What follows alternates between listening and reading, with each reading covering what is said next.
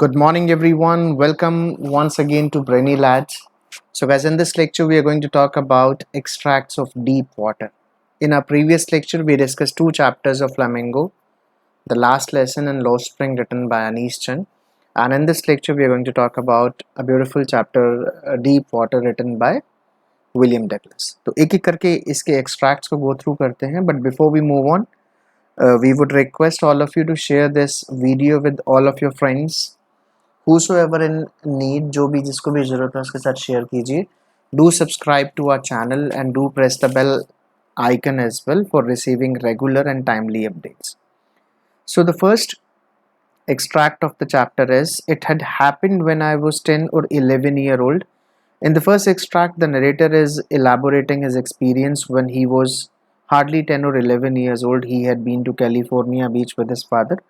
So we want all of you to go through this extract so that we can discuss the question.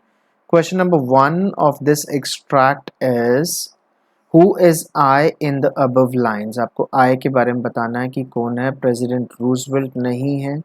The instructor नहीं है. William Douglas is the right option. Alphonse Daudet is the author of the last lesson. So इसका जो author है वो है William Douglas. So William Douglas is the right option. What does the word treacherous means? Treacherous क्या होता है guys? Treacherous का मतलब होता है risky, dangerous. So dangerous is the right option. Safe, punitive, ये right options नहीं है. Got it? Let's move further. आगे बढ़ते हैं. How was YMCA pool safer? YMCA pool जो था वो safer क्या था? For it had instructors, for it had lifeguards, for it had shallow water to learn swimming. तीनों options ठीक है. So right option हो जाएगा आपका D. That is all of these. What does the speaker mean by I subdued my pride? इस line का आपको, इस सेंटेंस का आपको मीनिंग बताना है, क्या मतलब है. सबड्यू का मतलब होता है guys put down. Put pride down by force, yes. Brought pride out of control, no. Raised is pride नहीं होगा. As I told you, subdue का मतलब होता है to put down. All of these नहीं हो सकता. So the right option is first A, put down by force. Let's move on to second extract. Second extract पे बढ़ते हैं guys. देखते हैं second extract में क्या है. From the beginning, however, I had an aversion to the water when I was in it. This started when I was 3 or 4 years old. Now he talks about his past experience. California beach वाली बात अब आएगी guys. तो पहला question है, who is the author of Deep Water? तो William Douglas we have already discussed. इनमें से कोई नहीं है. So the right option is none of these. What does the word revived mean? Revived का meaning पूछा है यहाँ पे guys. Given fresh life, restored to consciousness, resuscitated. तीनों options ठीक हैं. तो right option is all of these. पहले का option है none of these, दूसरे का है all of these. See here, what does the speaker mean by I was buried in water? ये statement, इसका meaning पूछा गया statement का. Then that he was drenched, वो भीग गए थे, yes. That he was drowned, वो डूब गए थे, yes. That he lost his breath in pool की तो बात ही नहीं हो रही guys. Drenched, भीगने की भी बात यहाँ पे लॉजिकल सेंस नहीं बनती. वो डूब गए थे, वो ये कहना चाह रहे हैं I was buried in water. So second is B जो option है, that is the right option. Got the point? Next question is, why did he go to YMCA pool? वो YMCA pool क्यों गए थे? Because it was safer, yes. It was riskier, no. Because it had personal instructor, no. All of these नहीं आएगा. Right option is it was safer. एक बार answers match कर लेते हैं. Because it was safer, that he was drowned, all of these, none of these, सारे options बिल्कुल ठीक है. Let's move on to extract 3. I went to pool when no one else was there because he was afraid of being embarrassed. People made fun of him, calling him skinny. ये extract है, इसको go through कर लीजिए so that we can discuss the questions in time. Question है, who threw the narrator into the pool? After reading the chapter, you must have got this answer. Big bully, big lad, big chap. तीनों answer ठीक है guys. Lad का मतलब लड़का होता है, chap का मतलब भी लड़का होता है. He was a big bully around 18. He had rippling muscles. तो तीनों आंसर्स ठीक है. So the right option is all of the above. What does the word timid means? Timid होता है guys coward, जो डरपोक होता है. Bold नहीं होगा. Coward ठीक है. Lazy नहीं होगा. Agile भी नहीं होगा. So B is the right option. Coward is the right option. Who has been called skinny in the extracts? Skinny किसको कहा गया? William Douglas को कहा गया. तो there is no doubt. Very simple question. आगे बढ़ते हैं. Name the chapter. Chapter is Deep Water, written by William Douglas. तो गाइस कौन से फोबिया की बात की गई है ये भी आपको याद रखना है। The chapter shades light on hydrophobia, hydrophobia that is called fear of water, phobia of water, or you can call it fear of water. Got the point? So very simple questions. Let's move further. आगे बढ़ते हैं, एक बार देखते हैं extract fourth में क्या कहता है। I landed in a sitting position. Now the narrator is talking about his experience when he was thrown into the deep end, which was almost 9 feet deep by a big bully deliberately. उसको फेंक दिया गया था। तो वहाँ की वो बात कर रहा है कि what was his strategy, इसकी स्ट्रेटजी क्या बनाई, ये एक्सट्रैक्ट एक बार गो थ्रू कर लीजिए so that we can go through the questions. Next page पे क्वेश्चंस है। What does the phrase frightened out of wits mean?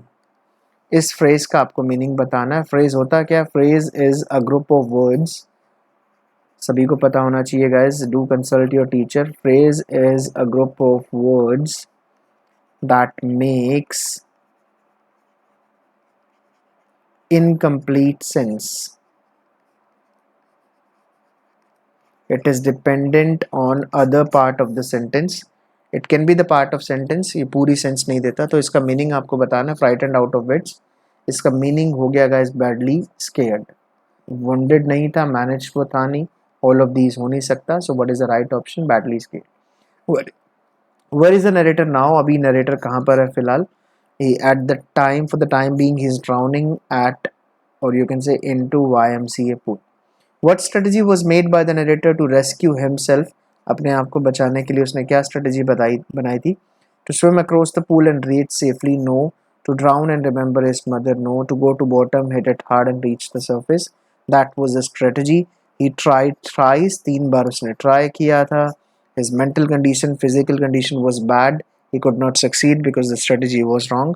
Strategy आपको याद रखनी है. Option C is the right option. To go to the bottom, tiled bottom, hit it hard and reach the surface, but he could not succeed. Question number 4 देखते हैं guys. Question number 4 है, what does the speaker mean by I summoned all my strength? इस line का आपको meaning बताना। that he gathered his strength, summon का मतलब इकट्ठा करना होता है। that he accumulated his strength, yes. that he called up his strength, yes. all of these is the right option. got it? ये स्ट्रेटजी थी, ये पूल में डूब रहा था, और जो मीनिंग पूछा गया था वो ये। चलिए नेक्स्ट बढ़ते हैं, आगे देख लेते हैं। नेक्स्ट एक्सट्रैक्ट में, एक्सट्रैक्ट 5th में क्या है? I open my eyes and saw nothing but water. ये उस टाइम की बात है when he was drowning in the pool, when he was thrown into the pool by a big bully. तो उस टाइम का ये एक्सट्रैक्ट है, एक बार गो थ्रू कर लीजिए before we move on. What does the word tinge means? Tinge का meaning क्या होता है गाइस? कलर होता है। तो there is no need to go through the other options. याद रखना आपको, very important question. Yellow tinge आएगा, मैं आपको एक बार बता देता हूँ। Yes, yellow tinge means yellow colour.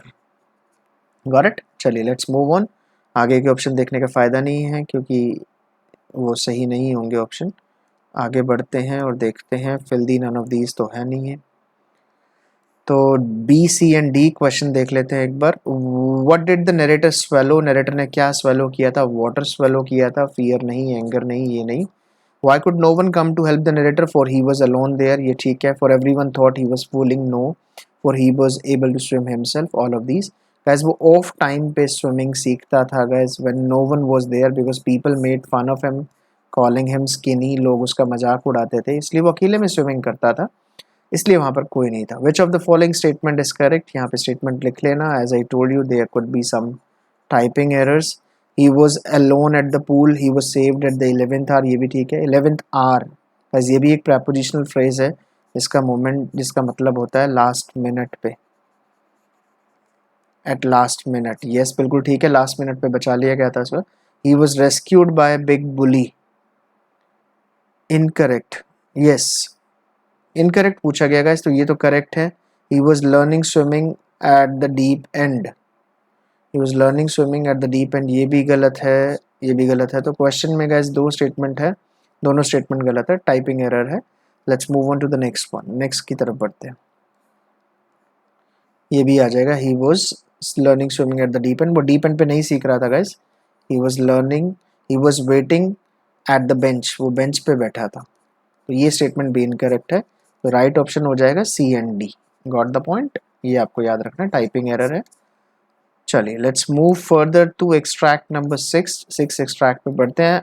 A mass of yellow water held me, now he's telling his mental condition, what kind of mental condition, what kind of mental trauma was he undergoing when he was thrown into the deep end, ये उसकी बात कर रहा है।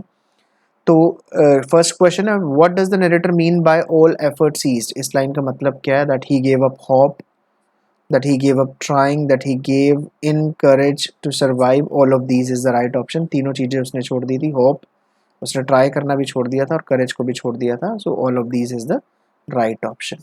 Next question पे बढ़ते हैं 6 के 2 पे। Which of the following is correct? His mother came to rescue him, बिल्कुल गलत है guys, no one came to rescue him, he was saved at the 11th hour by the instructor, ये आपको याद रखना है। His legs were almost paralyse, बिल्कुल ठीक है। His arms were moving regularly, नहीं, his arms were not moving. He wanted to die as soon as possible, no, he wanted to save himself, he was trying his level best to get out of that pool but he could not। what was the mental condition? narrator की mental condition पूछी है, that he was under doctor's observation, no, he immediately hired the psychiatrist, no, he was unable to think properly, yes, he was on the verge of death। तो better पूछा गया तो he was on the think वाला option आना चाहिए कि he was unable to think। उसके बाद है जी, which literary device has been used in stark terror took an even deeper hold on me। देखिए terror जो होता है guys, terror is a non living thing, and when a non living thing is attributed, it is attributed with human qualities। जब उस non living चीज़ को human qualities दी जाती हैं तो इट बिकम्स पर्सोनिफिकेशन, वो क्या बन जाता है बच्चों? personification बन जाता है। so the right option is personification। got the point that he was on the verge of death। इसके बाद हो गया पैरालाइज वाला, ये स्टेटमेंट करेक्ट है। got the point। चलिए लेट्स मूव फर्दर, आगे बढ़ते हैं, आगे देखते हैं एक्सट्रैक्ट 7th में क्या है। It wiped out fear guys, ये उस टाइम की बात है when he had given up, उसने हार मान ली थी, because his arms were not moving, his legs were almost paralysed, paralysis type का हो गया था, हुआ नहीं था, मतलब वो कंपैरिजन कर रहा है कि उसकी जो कंडीशन थी वो सही नहीं थी। तो वो एक्सट्रैक्ट है, एक बार इसको गो थ्रू कर लीजिए so that we can move on.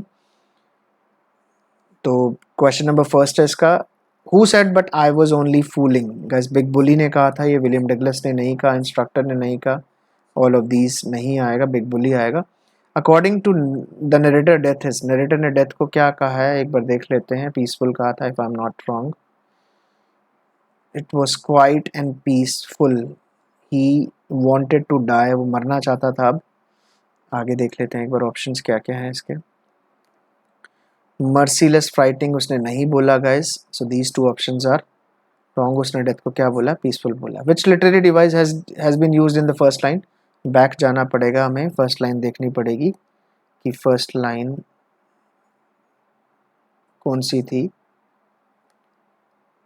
एक मिनट, फर्स्ट लाइन देख लेते हैं इसकी, फर्स्ट लाइन कौन सी थी?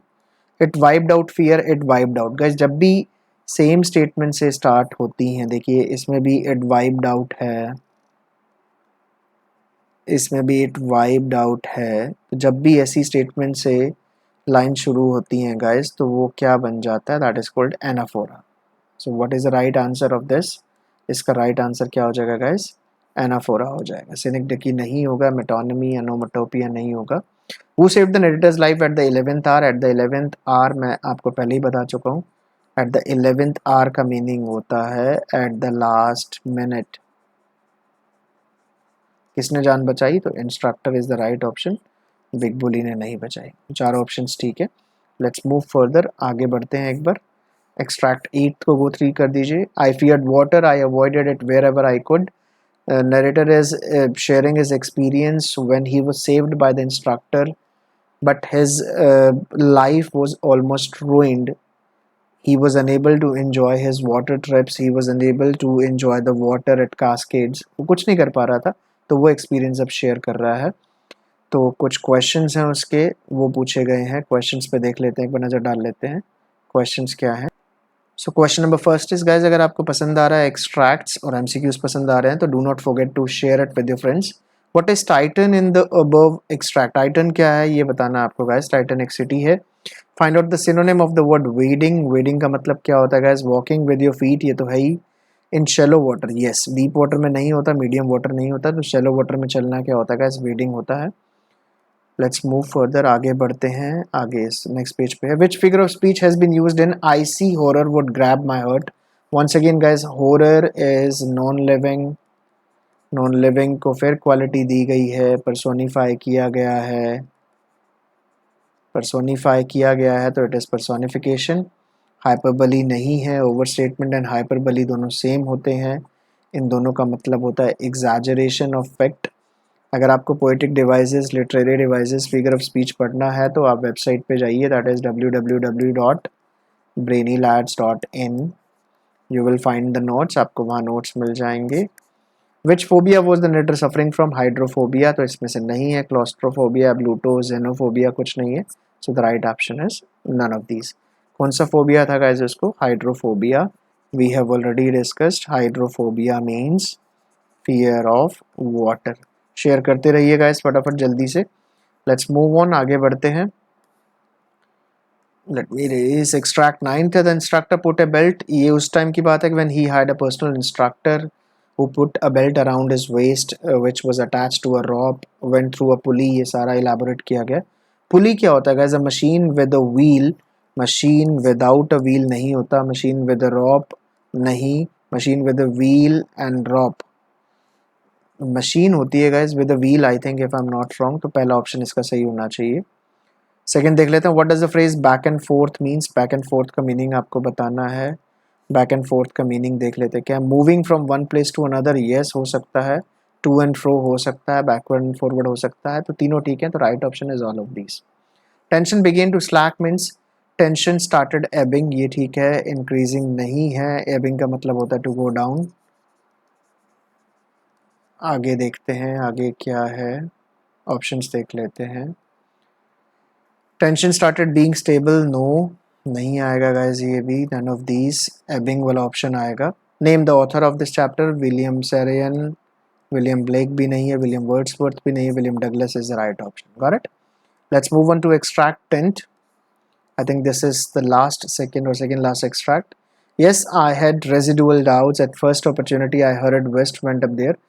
स्विमिंग सीखने के बाद he is sharing is experience कि वो कहाँ कहाँ गया, how he overcame his fear of water, ultimately कौन सी लेक में उसने डाउट किया। तो देख लेते हैं इसका मीनिंग क्या है, रेजिडुअल का मीन्स क्या है गाइस, रेजिडुअल का मीनिंग पूछा गया है यहाँ पे, रेजिडुअल का मीनिंग देखते हैं क्या। रेजिडुअल का मीनिंग पूछा गया guys, what is the meaning of residual, residual reminder बचा हुआ, यस, रेजिडेंट्स नहीं होता, इनहेबिटेंट्स नहीं होता, बोथ सेकंड एंड थर्ड तो हो ही नहीं सकता। So what is the right answer guys? The right answer is first, that is remainder। Second देखते हैं, I stripped means stripped का मतलब होता है guys कपड़े उतारना, to put on clothes नहीं होता, to get undressed ठीक होता है, to change clothes नहीं होता, change नहीं करना उतारना होता है, to give away clothes to other ये भी नहीं होता। नेक्स्ट क्वेश्चन है guys, नेक्स्ट क्वेश्चन देख लेते हैं, what does the word stark mean, stark का मीनिंग पूछा गया guys, stark का मीनिंग, तो स्टार्क का मीनिंग बताना है गाइस आपको। स्टार्क अनकंडीशनल भी होता है, ब्लीक भी होता है, क्रूड भी होता है, तो right option is all of these, got the point guys. Next one, let's move on to the next question, find out the antonym of the word conquered. Conquered का मतलब डिफीटेड होता है, सबको पता है। सबड्यूड का मतलब मैंने आपको पहले ही बताया, सबड्यू का मतलब होता है टू पुट डाउन। सप्रेस का मतलब दबाना होता है, ये नहीं है, स्टैम्प डाउन भी नहीं है, तो right option is defeated. Let's move on to the 11th one guys, the last extract of this chapter। We are trying our level best to make questions for you guys so that you can understand what the chapter is all about, what kind of experience he had, उसके बारे में बात कर सके। Question number 11th है, in death there is a peace, there is terror only in fear of death, as Roosevelt knew when he said, all we have to fear is fear itself, because I had experienced both the sensation of dying and the terror that fear of it can produce। The will to live somehow grew in intensity. At last I felt released, free to walk the trails and climb the peaks and to brush aside fear। What does the narrator mean, in death there is a peace? Narrator का meaning क्या था? The death must be rejoice, yes, the death is more peaceful than life, peaceful than life ये भी है। The death gives more pain नहीं आएगा, the death is painful नहीं आएगा। तो लॉजिकली बात की जाए तो death is more peaceful than life होना चाहिए। ऑप्शन मैच कर लेंगे एक बार आगे जाके। आगे देखते हैं। What does the narrator learn from the president Roosevelt? क्या सीखा उन्होंने प्रेसिडेंट की रूजवेल्ट की स्टेटमेंट से? टू स्केयर द फियर, डर को डराना। टू अडॉन द फियर, नहीं। To move on with fear, no. To be fearful और everything. To scare the fear, डर को डराओ, डर से डरो मत। The phrasal verb brush aside means, इसका मतलब क्या है? इग्नोर करना, रिमेंबर करना, एंटाइज करना, ऑल ऑफ दीज। इसका ऑप्शन बताइए फटाफट कमेंट बॉक्स में आके जल्दी से, क्विकली। सो फ्रेजल वर्ब ब्रश असाइड का मीनिंग बताना है गाइस आपको। फ्रेजल वर्ब जो ब्रश असाइड है उसका मतलब रिमेंबर करना नहीं होता, एंटाइज करना भी नहीं होता, किसी को भड़काना नहीं होता, ऑल ऑफ दीज भी नहीं होगा। Right answer is ignore. Ignore करना होता है guys. Brush aside the fear मतलब इग्नोर द फियर। डर को क्या करो? डर से डरो मत, उसको इग्नोर करो, उसको अवॉइड करना सीखो if you want to succeed. President Roosevelt की स्टेटमेंट से सीखा था। लास्ट क्वेश्चन देख लेते हैं गाइस इसका। लास्ट क्वेश्चन क्या है? whom does the narrator fear now from the following? अब वो किससे डरता है गाइस? क्या वो वाटर से डरता है? नहीं। क्या वो लेक से डरता है? नहीं। क्या वो रिवर से डरता है? अब वो किसी से नहीं डरता, वो फियर से डरता ही नहीं। Got the point guys? So that was the last question. इसके आंसर्स देख लेते हैं। So guys this is all about chapter number 3 brainy lads. तीनों चैप्टर्स के हम डिस्कस कर चुके हैं। If you want to watch the video of the last lesson or Lost Spring, you can come to our channel. आप videos में जाके उनको भी देख सकते हैं। डिस्क्रिप्शन में भी लिंक्स दिए गए हैं कुछ राइटिंग सेक्शन के और लिटरेचर के चैप्टर्स के। You can watch the chapters from there as well. Got the point? I hope you like the video. अगर आपको पसंद आई हो तो do share it with your friends. Subscribe कीजिए, बेल आइकन को प्रेस कीजिए ताकि आपको टाइमली अपडेट्स मिल सके। Thank you very much. That was all about today's chapter. Have a nice day.